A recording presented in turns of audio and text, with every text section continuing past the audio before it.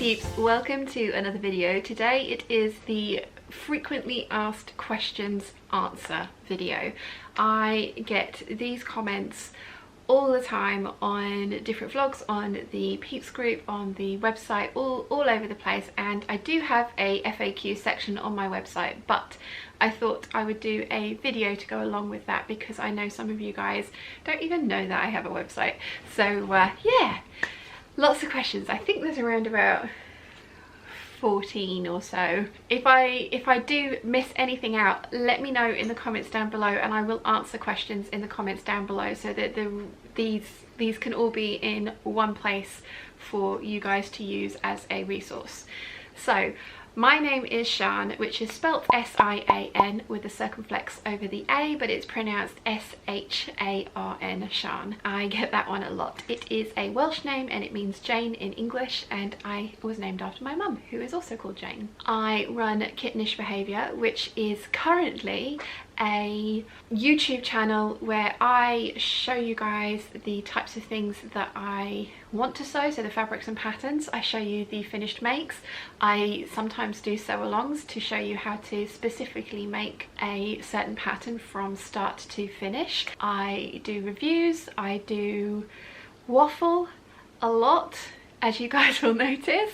If you look at my videos on if you go to the homepage of my particular YouTube channel, you will see that the videos are usually either pink or blue. The blue videos are completely sewing based. They are 100% full of sewing content. The pink videos are the daily waffles, and they will have sewing in them because this is my full-time job and I am sewing pretty much daily, but it is also my life, the things that I'm getting up to, the different things that I'm doing, my opinions on things sometimes. Daily waffles tend to be a little bit of everything, but there is definitely sewing in there, and they're the pink videos, and then the blue videos are the sewing only content. So there'll be the lookbooks, the pattern reviews, the sew alongs, the technique videos, because I do a mini series of techniques. So that's how to kind of identify what type of video you will be seeing. I mean, also, you know, I do put daily waffle in the title of the daily waffles, so that's kind of a bit of a giveaway. But so I vlog and I do tutorials as well, is basically what I'm trying to say. I also have a cat called Gianna, my feline overlord. She is a Russian blue. She is very, very vocal today. She also doesn't like anyone else. I mean, she doesn't particularly like me. She tolerates me, but yes, this is the feline overlord. And if any of you guys have joined the Peeps group, you will know that you need to accept Gianna as your feline overlord to join the group, or if you can't do that because you have your own feline or fluffy overlords, you need to share photos of those with us. She's not going to shut up. So I do also have a private Facebook group. There's over 1,000 people in there now, and that is a place that you can come and share your makes. You can talk about latest patterns, fabric sales, pattern sales, the things that if you want any help, your new sewing machine, that kind of stuff. It's a place to show off your makes. It's a light, fluffy little corner of the world. It's a place to come and show your makes, to hang out with like-minded people, to chat to different people, to find local people in your area that you didn't even know existed. So there's the Peeps group as well, and again, all of the information is in the description box down below. And that leads me on to my next point. Lots and lots of you guys ask me, oh, I love that cardigan, or I love that fabric, or I love that pattern, what is it? I love that song has been a new one. All of that information is in the description box down below. We've got the name of the song that I have used that day, if I have used one. We've got all of the links to all of the things that are still available, because sometimes, for example, this fabric I got from the Gold Hawk Road and I haven't seen it online, so I can't link to it, but I am wearing the Dirando Sirocco, so that will also be linked in the description bar down below under the what I'm wearing segment. So I do get asked a lot of questions, which I am very happy to answer, but more often than not the link or the answer to that question will probably be down there. There's a whole bunch of stuff down there. There's a link to my Patreon page, there's a link to my Ko-fi account, there's a link to a whole bunch of products that I recommend from Amazon, which are all affiliate links, and I do have a description above the affiliate links to say that if you use an affiliate link, you don't get charged anymore, but I get a small commission on anything that you purchase. That's another question I get asked, is how I make money from this channel. So there's the advertising revenue from YouTube directly, my Patreon account, my Ko-fi account, so people can buy me cups of coffee, also affiliate links. I also run sewing classes. I run sewing retreats on the Isle of Wight at a local Victorian villa called Lyle Combe. It is a stunning location. It is the home of the poet Alfred Noyes, who wrote The Highwayman. Again, link down below. I run those retreats twice a year in May and October. This year I was aiming big. I was going to do 2 retreats in May and 2 retreats in October. Obviously with things going on, they've been postponed and I'm only doing the 2 in October, but next year they will also be available. We do bag making. There are up to 12 sewing places on the course. I also do invite you guys to bring your other halves and partners or friends that don't sew, because we put on activities for them as well. We have gala dinners in the evening, any excuse to dress up. We have pizza and pyjama nights. We're also going to be having a quiz night this time round, and we go out for dinner as well. So it's a really fun and intense weekend, but they are a lot of fun. So they are all the ways that I make money doing what I do. As I said, my name is Sian. I'm 41 years old. I am 5'8". Currently my measurements are 38, 27, 41. Lots of times I get asked what my measurements are, and I really don't mind letting you guys know, because it helps me to visualize seeing somebody in a dress or seeing somebody in a garment that they've made. It helps me work out what it might look like on me if I have a reference of their height and measurements. So yes, that's me in a nutshell. For the record as well, I wear a 32E bra. I'm going to be going on to how you size patterns later, and I just wanted to mention that in the real world, or you know, the non-sewing world, if I buy a bra from anywhere, it is a 32E. Okay, so another question I get asked all the time is, where did the name Kittenish behaviour come from? I kind of adopted the nickname Kitten when I was around sort of 18 or 19 years old for various reasons, and it's kind of stuck over the years. And my best friend calls me Kitten Britches. It's just been one of those things that's just always been there. And when I started my written blog in October, I think it was 2010, I was going to be writing about the single life of a girl living in London and what that entailed, and so kittenish behaviour seemed like a natural fit because it was the things that I got up to.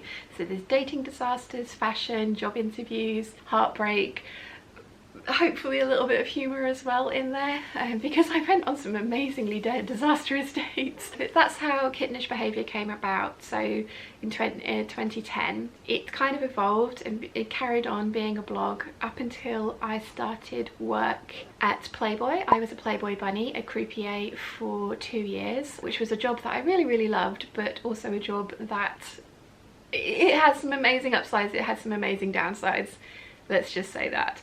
But it was a lot of fun. I actually left Playboy to start my own fashion design business. I decided that I was going to, I've been making clothes for a little bit, and I decided that I wanted to take that and run with it and make that into my career.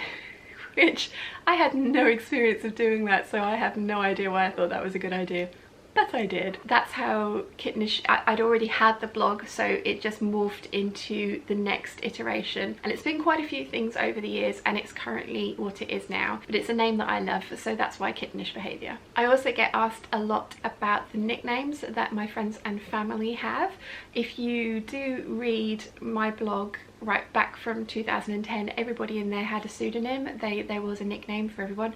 I mean, I was using Purdy Singleton, which was a pseudonym as well to start off with. Everybody in my family, everybody that I love has got a nickname, and it is kind of to give them some anonymity, especially in Wilson's case. Wilson is my boyfriend, my other half, but in some cases they had the nicknames before I even met them. So Big Bird, which is my sister-in-law. Baby Bother, my little brother, who is 6'4" and going to be 40 years old later this year, so not so baby, but he is younger than I am. His children are small girl type creature, which is Rianne. We've got large boy type creature and small boy type creature. Those two you don't see very often on the vlogs except around about the Christmas period, but they exist as well. The Fwiff, the fabric washing fairy, that's my dad. He named himself the fabric washing fairy because fabric used to arrive and he would very kindly offer to wash it down in the main house, and that kind of stuck. And then you guys gave Mum the nickname the Quilting Queen, the QQ.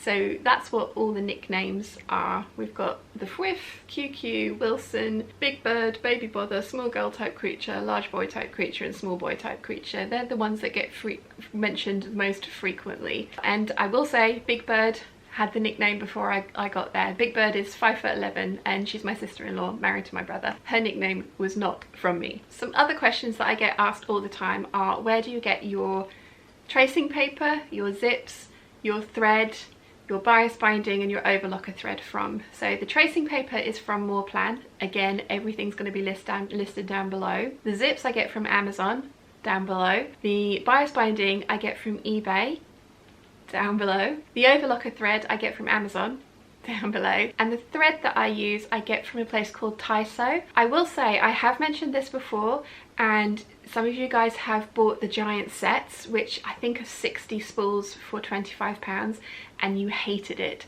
And some of you have bought it and you loved it. So Tyso is where I bought my sewing machines from, and it was the thread that they stocked and recommended, so I bought myself a set of it and I really like it. I use it for everything. I know some of you guys have bought it and hated it. It broke, it's fluffy, you didn't like it. What I would recommend is, again, I will have it listed down below, but rather than buy the really big box sets of all of the colours, buy one set of colours from them and see what you think of it, because everybody likes different things. The same goes for the overlocker thread and the zips and the bias binding. These are all my favourite things, all the things that I use in all of my dresses and all of my bags. But again, you may prefer something different, and if you do, that's totally fine. Let us know links to your favourites in the comments section down below. Another question I get asked a lot is, what do you do when you lose your sojo? It does happen, not as frequently as it used to, but it does happen to me, and it's usually when I have like a run of projects that I'm trying new things and they haven't quite gone according to plan. That's what my tip is for if you lose your sojo. Make yourself something that you've made before, that you know fits, that you know you love, that you know you'll wear. For me, it used to be the By Hand London Anna dress. Now it is the Sew Over Eve dress, and the only reason I've moved away from the By Hand London Anna dress is because I think I have 33 of them. So you can see how often I have lost my sojo. But that is my tip. You want a palette cleanser. You want something that is, it doesn't necessarily have to be quick and easy, because neither of those dresses are particularly quick makes. I mean, I can do one in a day, but that is 8 hours of solid sewing and cutting out. You want something that is a palette cleanser that you know you're going to like at the end of it. That becomes a little bit more problematic if you are new to sewing and you haven't yet perfected a fit or got a favourite pattern. In that case, what I would suggest is something easy, something that you've seen lots of other people do, and something that has a whole bunch of backup with it. And by that I mean pattern instructions are all well and good, but written sew-alongs or video sew-alongs by the author of the pattern are amazing. The very first thing that I sewed when I started sewing this time around, I mean, I've been sewing since probably I was 11, but on and off, and I've only really been properly sewing for the last 7 years. But 7 years ago I found the By Hand London Anna dress. I found that they had a sew along on their blog which talked me through the alterations that I needed to do to make it fit me. I was incredibly lucky and I did the full bust adjustment. I lengthened the bodice. It's now one of my tried and true patterns. So that would be my advice. If you don't have a TNT yet, a tried and true that means, then you go for something that has all of the hand holding there for you and is an easy project for you to go through and make. That's how I cure my lack of sojo anyway. I hope that's helpful. This leads on nicely to another question that I get asked a lot, and that is, what alterations do I make to patterns? Now it does vary, but I know my body to a degree now, and I know the type of alterations that basically I have to make to every pattern before I even get started. And that is usually I have to add length to the torso of a dress, and if I'm making a jumpsuit, I need to lengthen the crotch depth on a jumpsuit as well so that it will actually fit me, because I do have a long body in proportion to the rest of me. So I usually end up having to add an inch of length to the bodice, and usually around 2.5 inches of length to the crotch depth of trousers if I don't, if I want them to sit on my natural waist. So they are 2 alterations that I make all of the time. So the next question that leads on quite nicely from that one as well is, how do I pick my pattern size? So with the big 4, the back of the envelope actually gives you measurements on the top flap of the envelope, and that will allow you to determine your size roughly. The big 4 build a lot of wearing ease into their patterns, way more than I generally prefer to have in my clothing. So the other thing that you need to do when you're making a big 4 pattern is check the finished garment measurements, which are printed on the pattern tissue, which is not helpful because it does mean that you have to have actually bought the pattern so that you can have a look at the tissue paper. If I went by the envelope measurements, I am between the 14, 16 and 18 size bracket, which spans over 2 different envelope sizes, but I always go for the smaller size bundle, the 6 to the 14, sometimes the 16, because that one, with the ease that I prefer in my patterns, that one fits me way better. This will become something that you'll kind of come to know about yourself, the type of ease you like in your garments, and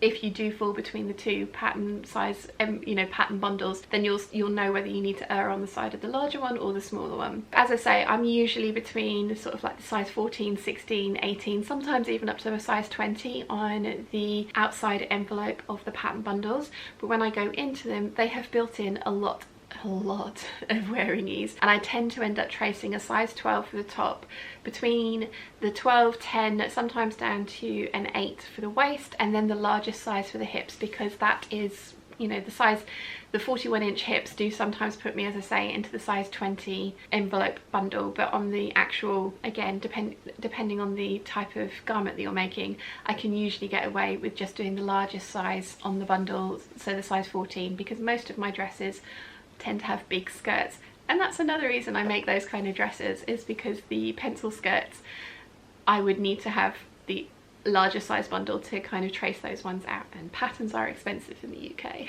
Basically, you will need to go by the finished garment measurements, which are printed on the pattern tissue of the big 4.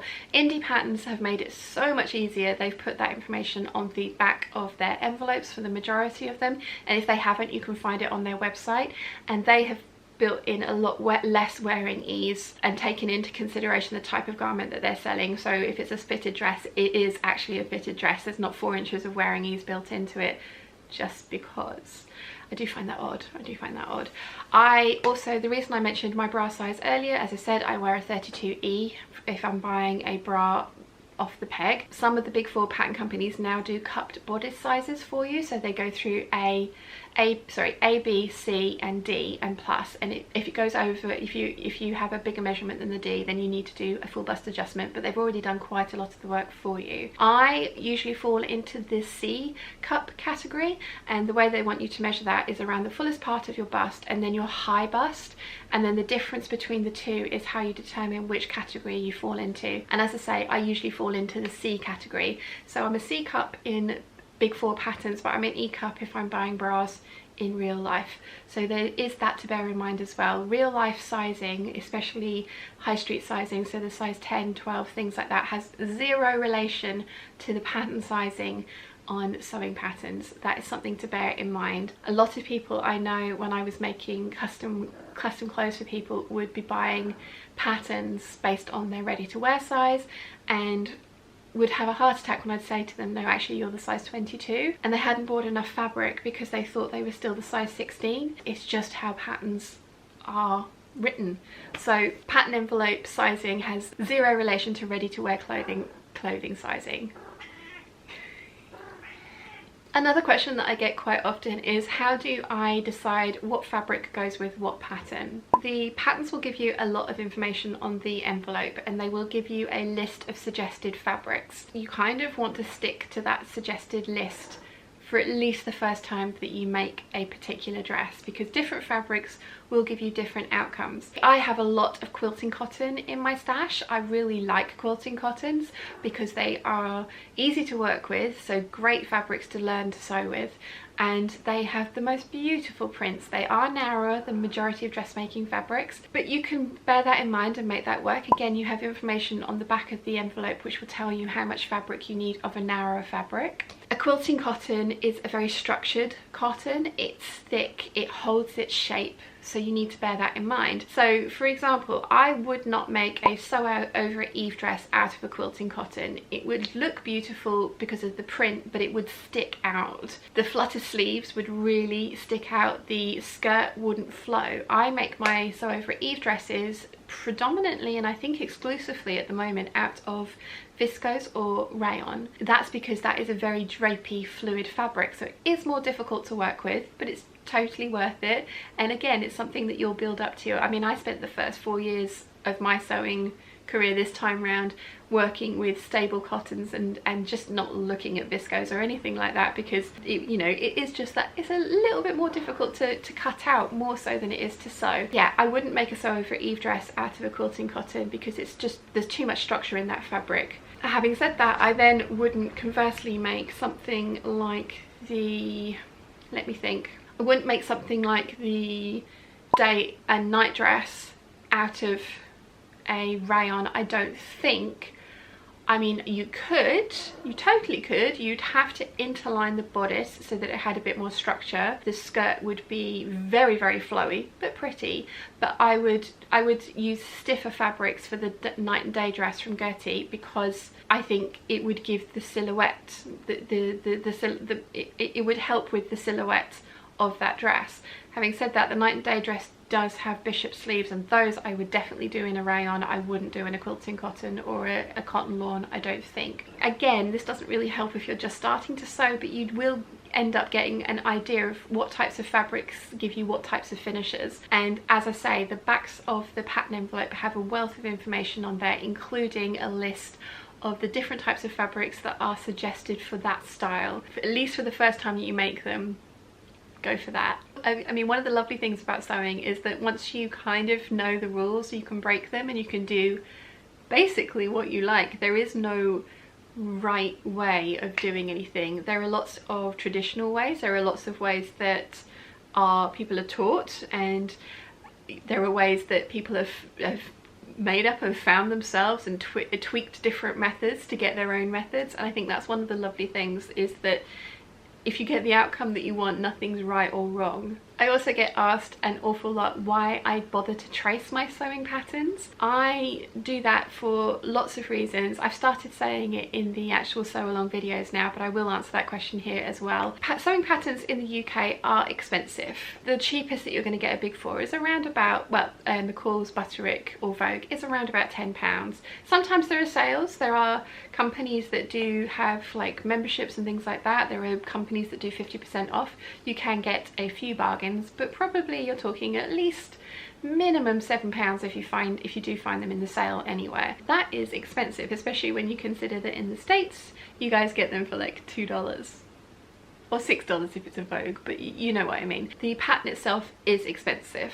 especially if it's an indie, because some of those can be like nearly £20. So the pattern is an expensive commodity, and for me, as I have mentioned, 33 Anna dresses, I like to make things multiple times. I am going to have to go back in and retrace a slightly larger size of the Anna bodice, because my previous one was for a 36-inch bust and a 25-inch waist, which I don't have currently. So I'm going to need to go in and retrace that. If I had cut the Anna bodice at my previously mentioned size, which I think is a size 8, it could be a 10, I would have cut off the pattern size that I now need.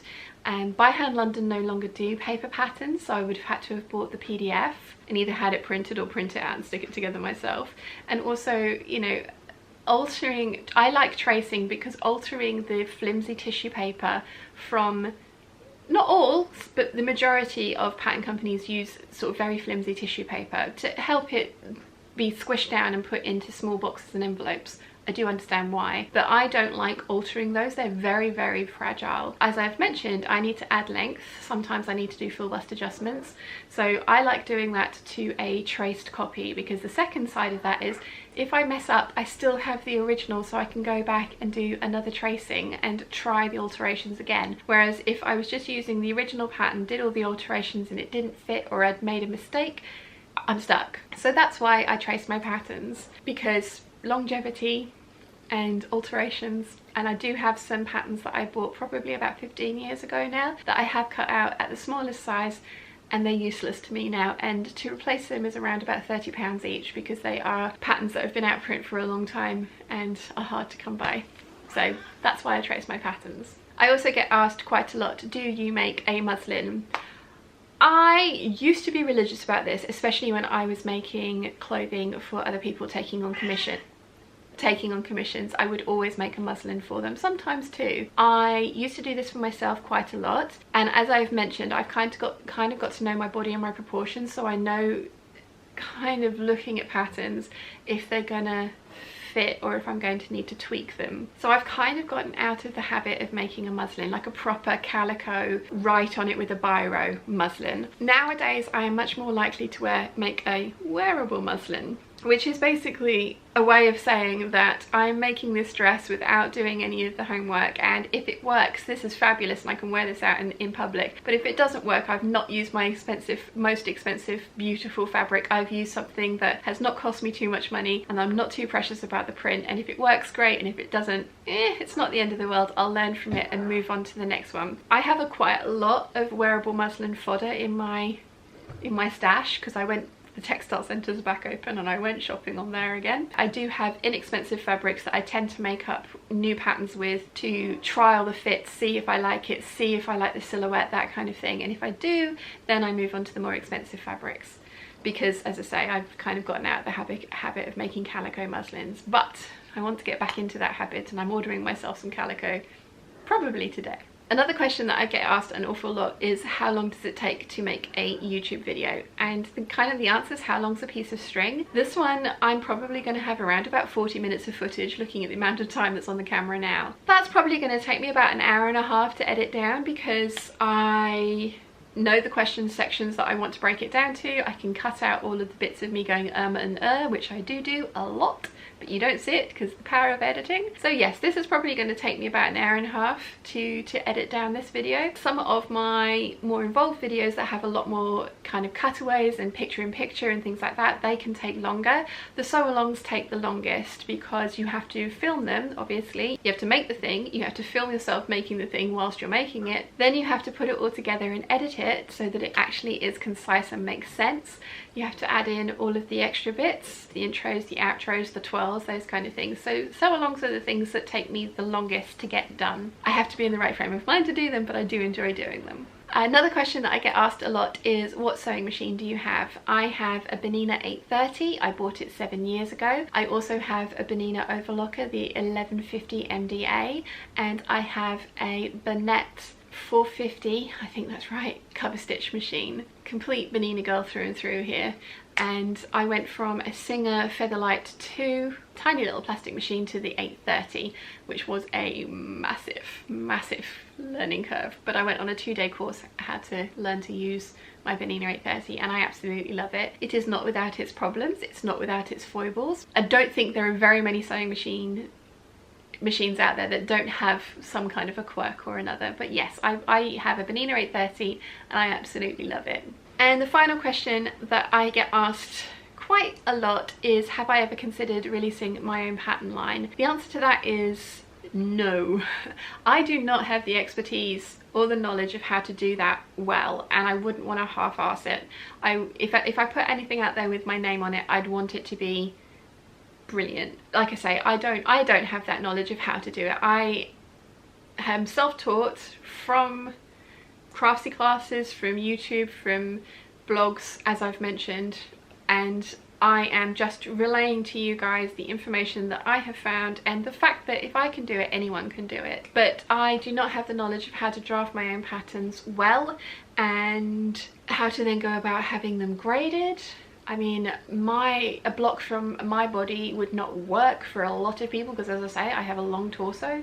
So yeah, I don't know how to do that. However, I'm gonna stop and try again because I'm running out of time. However, I do have a lot of patterns in my head that I would like to make and create, and I haven't yet found a pattern out there that is exactly what I want. So if any actual pattern designer companies that know what they're doing want to work with me and do a collaboration, yes, absolutely, a KB pattern range would be amazing, but it's not something that I'm going to be doing off my own back because I just don't have the expertise to do it as well as I would want to have it done. So I think I've covered all the questions that I know I get asked most frequently, and as I say, if there's a question that you would like to know the answer to but I haven't answered in this video, then please leave it in the comment section down below and I will do my best to answer it. Fingers crossed that I can. But yeah, hopefully that gives you a little bit more insight into me, the channel, how this came about, who I am, what I do, and the few things that I love and recommend to you guys. So I hope you've enjoyed today's video. If you have, please give it a thumbs up. If you haven't yet, please subscribe, and I will see you again very soon. Bye!